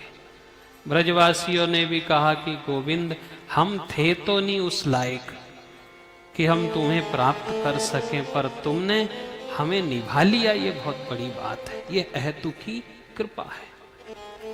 इसलिए हम परिवार में भी कहें कि भगवान हम क्या चलाएंगे, घर गृहस्थी कैसे चलेगी, क्या होगा, कैसी बहू, कैसा बेटा, कैसा परिवार, तू तो निभा ले, ये बहुत अच्छी बात है। इसलिए उन्होंने एक ही बात कही थी समन पंथ कुंड पे, ना हमारे पास कोई ज्ञान था, ना ही पोथी पन्ना पढ़ना जानती थी, ना वैदिक श्लोकों का ज्ञान था, ना हमने कभी कोई षोडश उपचार की पूजन करी, पर गजब करी हो श्याम तुमने, बहुत बड़ा प्रेम झलका दिया। और देखो तो आज हमारे हृदय से बस एक बात निकलती है, गोविंद तूने खूब ही प्रीत निभाई, गोविंद तूने खूब ही प्रीत निभाई, गोविंद तूने खूब ही प्रीत निभाई, गोविंद तूने खूब ही प्रीत निभाई, गिरधारी तूने खूब ही प्रीत निभाई, गिरधारी तूने खूब ही प्रीत निभाई, खूब ही प्रीत निभाई, खूब ही प्रीत निभाई,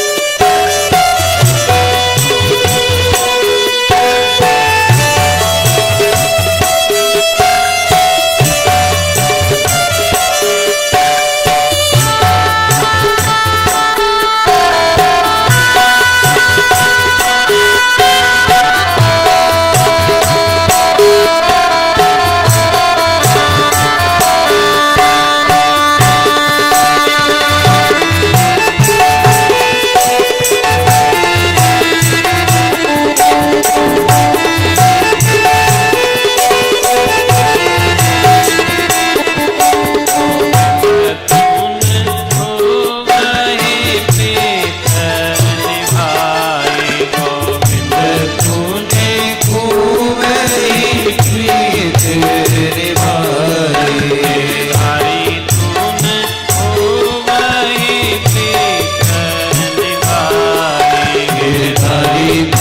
तूने खूब ही प्रीत निभाई, गोविंद तूने खूब ही प्रीत निभाई, गिरधारी तूने खूब ही प्रीत निभाई, गिरधारी तूने खूब ही प्रीत निभाई।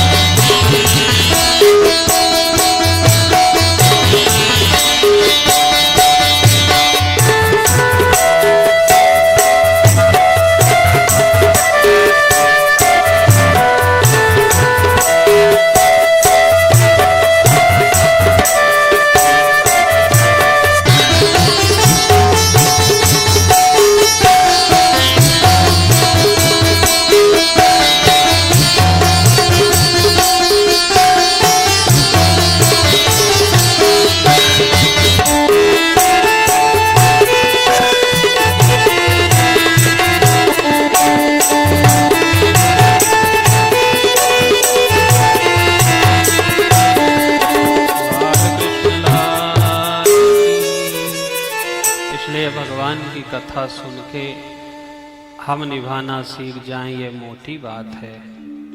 निभा लो, यही बहुत बड़ी बात है। इस युग में निभा पाना भी बहुत कठिन हो जाएगा। इसलिए देखो, सुदामा से भी वह सब जानते थे, सब समझते थे, देखा था कि चोरी करी है, चावल लेकर के आया है, मेरे हिस्सा के चने खाए हैं, लकड़ी लेने गए थे। पर उसके बाद भी उन्हें सुदामा पूरी बनवा करके दी, बराबर स्वागत किया। पत्नी की बात मान करके ये चलते चलते गए। द्वारिकापुरी भी नहीं देखी थी, वहाँ के लोगों को भी नहीं देखा था, पर पूछते पूछते पहुँच गए। द्वारपालों ने रास्ता देखी, भगवान के निवेदन से ये वहाँ पहुँचे और राजकीय सम्मान के साथ भगवान ने अपने मित्र का स्वागत किया। खुद नीचे बैठ गए और उसे आसन पे बिठाया। नरोत्तम कवि ने कहा है कि पानी परात को हाथ छुयो नहीं, नैनन के जल सो पग धोए। देखी सुदामा की दीन दशा, करुणा करके करुणा निधि रोए। आज करुणा निधान सुदान शील सने के भी नेत्र सजल हो गए थे। हाय महादुख पायो सखा, तुम आए इते ना किते दिन खोए। कहाँ चले गए थे इतने दिन से, कभी याद नहीं आई। और धर्म पत्नियों से जल लाने का कहा तो उनको थोड़ा सा कष्ट हुआ जब इन्होंने नेत्र के जल से धो दिए। तो एक बात कहा कि देखो देवियों, तुम गुस्सा मत करो। मैंने जब त्रिलोकी नापी थी राजा बलि की, तब मेरे अंगूठे को, मेरे चरण के अंगूठे को ब्रह्मादिक देवता ने कमंडल से धोया था, जिससे गंगा जी का जल बन गया। मेरे चरण के दुबावन से मेरे ब्राह्मण मित्र के चरण धोऊंगा तो मैं यदुवंशी हूं, मुझे दोष लगेगा।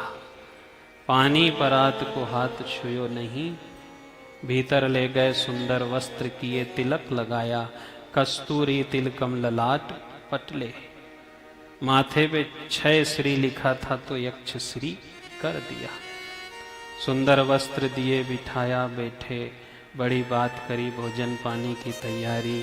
और बैठे बैठे सुदामा के मन में तो बड़े संकोच थे कि क्या पता क्या कह दे, इसका कोई ठिकाना नहीं, बोलने में चूकता नहीं, कहने में चूकता नहीं। फिर भी कहने लगे, दादा बहुत दिन बाद आज आपसे भेंट हुई है।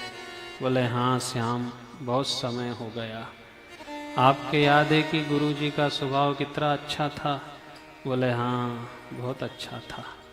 आपके ये भी याद है दादा कि गुरु माँ भी कितना प्रेम करती थी? बोले हाँ श्याम, बहुत प्रेम करती थी। तब तो आपके ये भी याद होगा दादा कि एक दिन बिन मौसम बरसात हुई, कितनी ठंडी ठंडी हवा चली। गुरु माँ ने कहा कि सब बालक लकड़ी लेकर के आओ, हम सबके हिस्सा के चना बांधे, और आपके भूख लगी तो आपने अकेले ही चना खा लिए। सुदामा ने नीचा माथा कर लिया। सारे सभा के लोग हंसने लगे कि देखो, मन ही मन संकोच करने लगा कि श्याम तू कहाँ ये पुरानी बात निकाल के बैठा, कोई नई बात क्यों नहीं करे। पर श्याम सुंदर बार बार उसी बात पे जाए। पर एक दिन कही कि देखो दादा, बुरा मत मानो कि तुम्हारा मित्र खराब है। मुझे जरा भी बुरा नहीं लगा कि आपने आपका हिस्सा खाया। मुझे इस बात का भी बुरा नहीं लगा कि आपने मेरा हिस्सा भी खा गए। और मुझे इस बात का भी बुरा नहीं लगा कि आपने मेरा हिस्सा खाने के बाद झूठ बोला।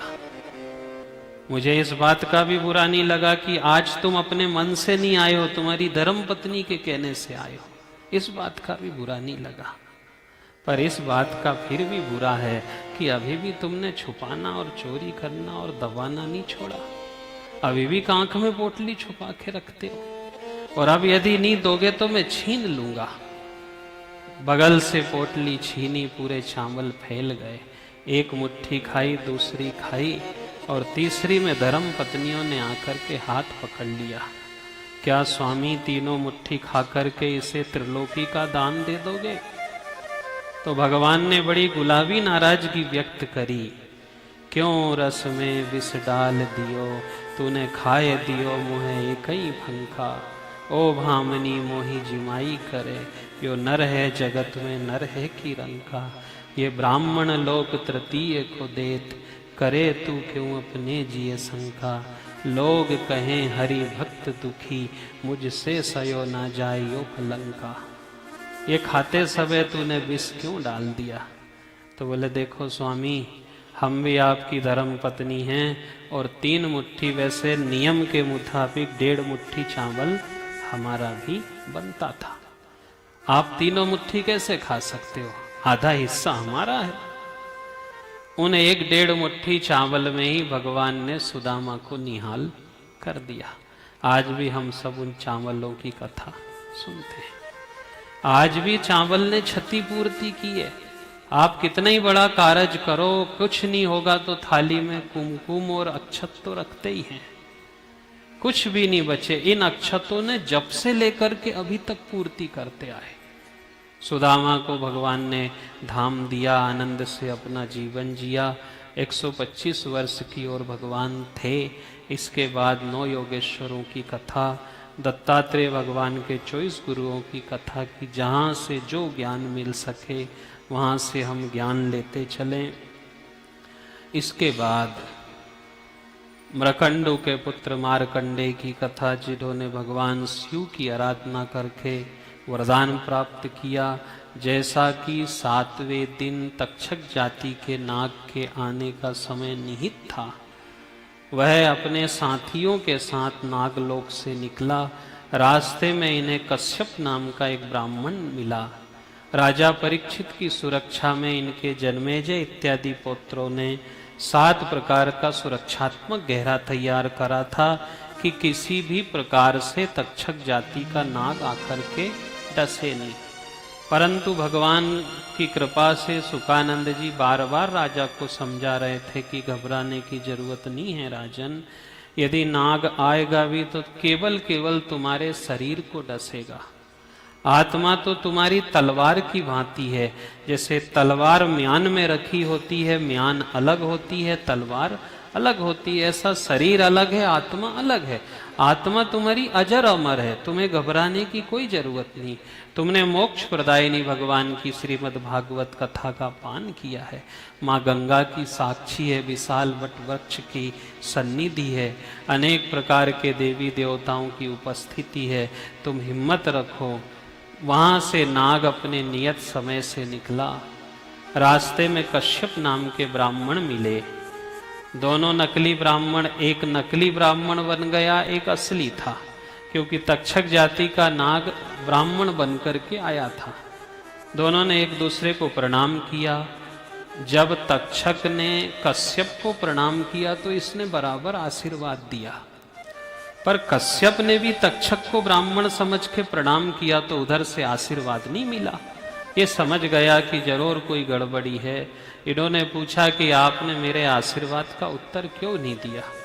बोले क्षमा करे ब्राह्मण देवता, मैं तो तक्षक जाति का नाग हूँ और एक महात्मा के श्राप को सिद्ध करने के लिए मैं आज निकला हूँ। बोले आप जानते हो नागराज कि मैं आप जैसे हजारों नागों का विष चुटकी बजा करके निकाल सकता हूँ। बोले आप नहीं जानते ब्राह्मण कि मैं ऐसा काटता हूँ कि मेरा काटने वाला पानी मांगने की भी रास्ता नहीं देखता और मृत्यु को पा जाता है। पास में एक विशाल काय पीपल का वृक्ष लगा था। दोनों ने अपने मंत्रों का परीक्षण किया। तक्षक जाति का नाग उस वृक्ष से लपटाया, दंश किया। देखते देखते विशाल काय एक राख का ढेर बना दिया। इन्होंने भी अपने मंत्र पढ़े और जल के छींटे दे दिए तो पहले से भी अच्छा हरा भरा पेड़ खड़ा कर दिया। उसके ऊपर एक व्यक्ति लकड़हारा था, उसे भी खड़ा कर दिया। ये समझ गए कि ब्राह्मण जरूर जान बचा लेगा। इन्होंने बहुत सा धन दिया, उन्हें वहां से विदा करी। छोटा सा कीड़ा बन करके ये पुष्प की डलिया में बैठ करके चला गया। इधर राजा को भगवान सुखदेव जी महाराज ने कथा सुनाई। शुरू से लेकर के आखिरी तक पूरी कथा पुनः सुना दी। राजन, भगवान की अजीब कृपा है। ये कभी मत सोचना कि परमात्मा नहीं मिलते हैं। हमारी करुण पुकार सुन करके वो निश्चित आते हैं। वही हम सब चलें, बिंदु जैसे कवियों ने वर्णन किया है। हम कभी हमारे हृदय में ये नहीं लेकर के आए। क्यों ये कहते हो घनश्याम आते नहीं, सच्चे दिल से उन्हें तुम बुलाते नहीं। क्यों ये कहते हो घनश्याम कुछ खाते नहीं, भीलनी भाव से तुम उन्हें खिलाते नहीं। इसलिए ये नहीं कहना कि भगवान नहीं आएगा। ब्रजवासियों के प्रेम से आया, 11 साल तक इनके बीच में रहा और उन्होंने भी एक ही बात कही, हमें इस बात का दुख नहीं है कि आप मथुरा चले गए, आप द्वारिका चले गए, पर आज एक बात जरूर हम तुमसे कहेंगे कि बैकुंठ में जाकर बनवारी, बैकुंठ में जाकर बनवारी, बैकुंठ में जाकर बनवारी, बैकुंठ में जाकर बनवारी। हम सबको बुलाना क्यों भूल गए, बैकुंठ में जाकर बनवारी, हम सबको बुलाना क्यों भूल गए। बैकुंठ में जाकर बनवारी, बैकुंठ में जाकर बनवारी, बैकुंठ में जाकर बनवारी, हम सबको बुलाना क्यों भूल गए। बैकुंठ में जाकर बनवारी, हम सबको बुलाना क्यों भूल गए। बैकुंठ में जाकर बनवारी, हम सबको बुलाना क्यों भूल गए। बैकुंठ में जाकर बनवारी, हम सबको बुलाना क्यों भूल गए। बैकुंठ में जाकर बनवारी, बैकुंठ में जाकर बनवारी, हम सबको बुलाना क्यों भूल गए।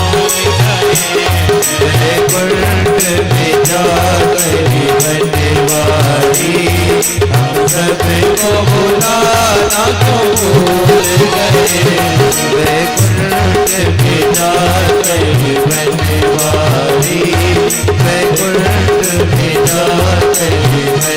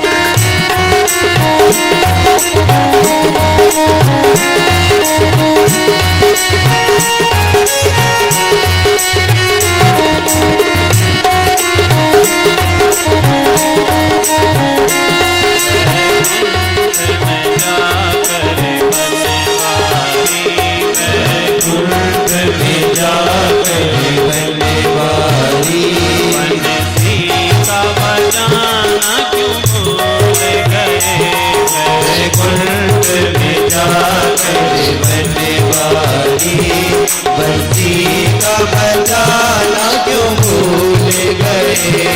बैकुंठ में जाकर बनवारी, बैकुंठ में जाकर बनवारी।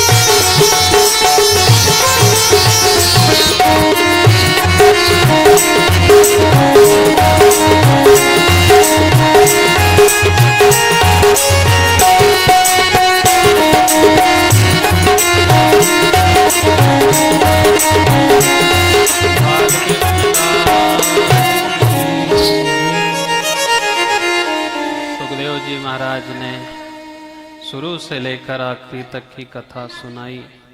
इसके बाद फिर तक्षक जाति का नाग आ चुका था। सुखदेव जी महाराज से राजा परीक्षित ने निवेदन किया कि मेरी अंतिम 2 शेष इच्छा है गुरुवर। एक बार मैं चाहता हूँ कि पुराण संहिता का पूजन करूँ, आपके श्री चरणों का स्पर्श करके अपने इस शरीर को मैं मुक्त करना चाहता हूँ। ऐसा वर्णन है कि कथा सुना के जा चुके थे सुखदेव जी, और कई लोगों ने बहुत बड़ी बड़ी बात कही थी गुरुवर। कोई ये कहता था कि नाग डसेगा, काल आएगा, कोई बचाने वाला नहीं मिलेगा, पर मुझे बड़ी कृपा वर्षी कि आप जैसा गुरु मिल गया, मुझे समर्थ गुरु मिल गया, मेरा जीवन सफल हो गया। इसलिए हम माने कि हमारे जीवन में यदि कोई अच्छा सद्गुरु मिल जाता है तो बड़ी से बड़ी विपत्ति को वह समय रहते हुए टाल देता है। इसलिए बस मेरा एक अरमान था, मारो एक बड़ो रे अरमान की गुरु मारो समर्थ है। समर्थ गुरु मिल गए। बराबर इन्होंने पूजन करी, गुरुवर को प्रणाम किया। तक्षक जाति का नाग उसी पुष्प में एक छोटा सा कीड़ा बन करके बैठा, और जैसे पूजन करी वह नीचे गिरा। नीचे गिरते के साथ उसने विशालकाय शरीर धारण किया। देखते देखते राजा के शरीर में लपटाया, दाहिने पांव में दंश किया। राजा के शरीर से ज्योति निकली। भागवत सुखदेव जी महाराज गंगा मैया वट वृक्ष की कृपा से परमात्मा में विलीन हुई, पुष्पों की वर्षा हुई। जय जयकार बोलिए श्याम सुंदर भगवान की, कृष्ण कन्हैया लाल की, गंगा महारानी की जय, सुखदेव जी महाराज की जय, श्रीमद् भागवत महापुराण की जय, परीक्षित जी महाराज की जय, राधे रानी की जय, हनुमान जी महाराज की जय, माता पिता सद्गुरुदेव की जय।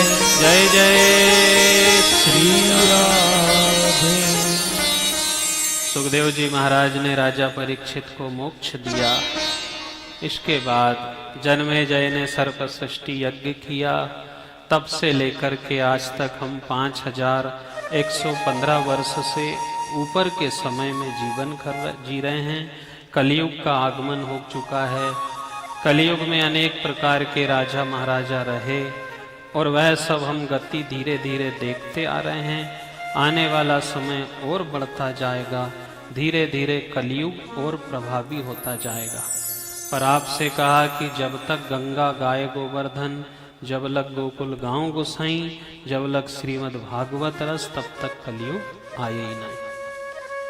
वृंदावन में और काशी बनारस में जहाँ शिव जी का धाम है, जहाँ कृष्ण जी का निज धाम है, वहाँ पूरे समय का कलयुग आ जाएगा जब भी पूर्ण रूप से प्रवेश नहीं कर पाएगा। जहाँ भगवान श्री कृष्ण का नाम सतत जपाता रहेगा। इसलिए देखो, मोक्ष प्रदायिनी भगवान की कथा हमने सबने सप्ताह पारायण की विधि से सुनी। उपाध्याय परिवार की ओर से गिरीश जी उपाध्याय, उनके सभी परिवार, बाल बच्चों ने सबने अपने ढंग से मेहनत करके भगवान का ये मंगलमय आयोजन रखा। हम सबको इसका लाभ मिला, इसलिए वे सब साधुवाद के पात्र हैं। इन्हीं के साथ निवेदन करें कि हमारे साथ साथ हमारे सबके, हमारे यजमान बंधु के जिन भी पितृ लोगों ने ये भगवान की कथा सुनी, उन्हीं सभी पितृ देवताओं को भी भगवान मुक्त करे, मोक्ष प्रदान करे। वे हमें इतना आशीर्वाद दे कि हम ज़्यादा से ज़्यादा धार्मिक कृत्य करते रहें। भागवत महापुराण स्थान देवता, कुल देवता, ग्राम देवता, खेड़ापति माँ, खेड़ापति हनुमान जी महाराज, आवाहित देवता, अदृश्य जगत की गुप्त प्रगट सिद्ध शक्तियाँ, 9,84,000 सिद्ध महात्मा सब उपस्थित हुए। आज उनको सबको यज्ञ नारायण भगवान के साथ विदाई देते हैं। उनके सर चरणों में हमारा दंडवत प्रणाम। शारदा मैया ने कंठ में बैठ कर के बराबर कृपा बरसाई। उनके श्री चरणों में कोटि कोटि प्रणाम की माँ, ऐसे ही तेरा संगीत का स्वर बजता रहे। हम सब भगवान की कथा सुनते रहे, आनंद आता रहे, हमारा जीवन भक्तिमय बना रहे। इस भाव से हमने सप्ताह पारायण की विधि से कथा सुनी।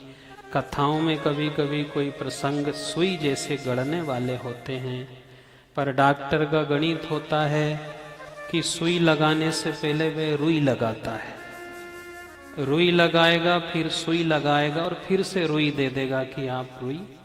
ऐसी भगवान की कथा है, कहीं रुई जैसा काम करती है, कहीं सुई जैसा। किसी व्यक्ति विशेष के लिए नहीं है, हमारी आत्मा के कल्याण के लिए है।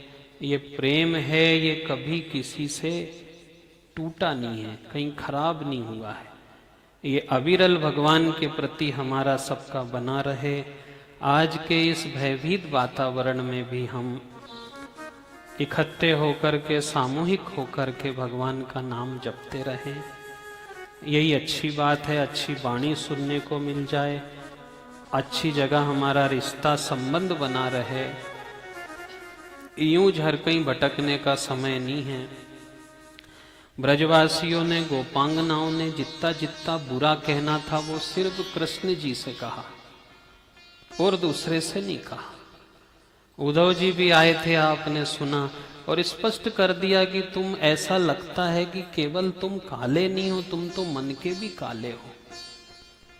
अपनी जितनी गुस्सा आए वो श्री कृष्ण पे उतार दी, उनके पास चले गए। जो मन में प्रेम है वो उनको दर्शा दिया, जो मन में कोई क्लेश है वो उनको दर्शा दिया। समाज में किसी से कहेंगे तो वो हंसी उड़ाएंगे, हमारा विरोध करेंगे, इसलिए उन्होंने सब जो कहना था वो सब उनसे किया। इसलिए बड़े भाव से, प्रेम से हमने भगवान की कथा सुनी। और पुनः उपाध्याय जी के परिवार को, उपाध्याय जी को व्यासदेव से साधुवाद देते हैं। इसी प्रकार से भगवान उन्हें अच्छी बुद्धि दे, भगवान के कृत्य करवाता रहे। और श्रीमद् भागवत कथा का एक अंतिम श्लोक है, वो सब हम बोलेंगे। नाम संकीर्तनम यस्य, नाम संकीर्तनम यस्य, नाम संकीर्तनम यस्य, नाम संकीर्तनम यस्य, सर्व पाप प्रणाशनम, सर्व पाप प्रणाशनम, सर्व पाप प्रणाशनम, सर्व पाप प्रणाशनम, प्रणामो दुख समनस्तम, प्रणामो दुःख समनस्तम, प्रणामो दुख समनस्तम, प्रणामो दुःख समनस्तम, नमामि हरिं परम, नमामि हरिं परम, नमामि हरिं परम, नमामि हरिं परम। ओम हरये नमः, ओम हरये नमः, ओम हरये नमः, ओम हरये नमः, ओम हरये नमः, ओम हरये नमः। आज सप्ताह पारायण विधि से भागवत का मंगलमय विश्राम का समय है। पुनः फिर भगवान कभी सौभाग्य देगा, इस बहाने सबसे भेंट होगी। हमारे सबके जाने अनजाने में किए गए कोई भी पाप है उनका भगवान हरण करे। कलयुग के भीतर नाम संकीर्तनम सबसे श्रेष्ठ साधन है। हरे राम राम राम हरे हरे, शिव हरे कृष्ण कृष्ण कृष्ण हरे हरे, इसका जाप करें और अपने जीवन को आनंद से व्यतीत करें। बोलिए वृंदावन बिहारी लाल की जय। हरे कृष्णा हरे राम कृष्णा, हरे राम कृष्णा, हरे राम कृष्णा, हरे राम कृष्णा, हरे राम कृष्णा, हरे राम कृष्णा, हरे राम कृष्णा, हरे कृष्णा, हरे राम कृष्णा,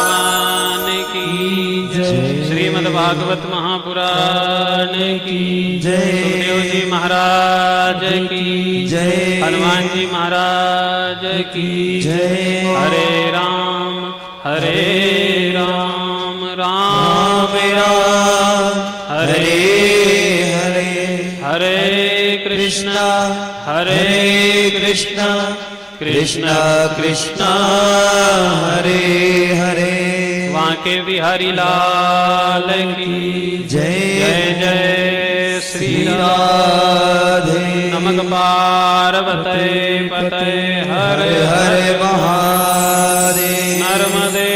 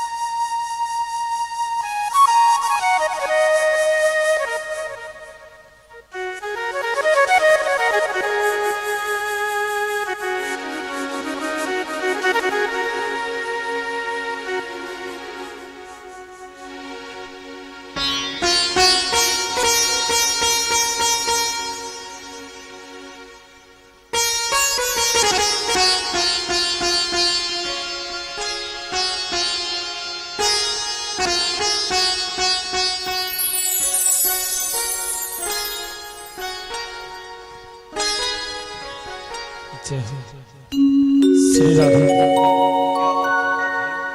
जय श्री राधे हरिओम श्री राधे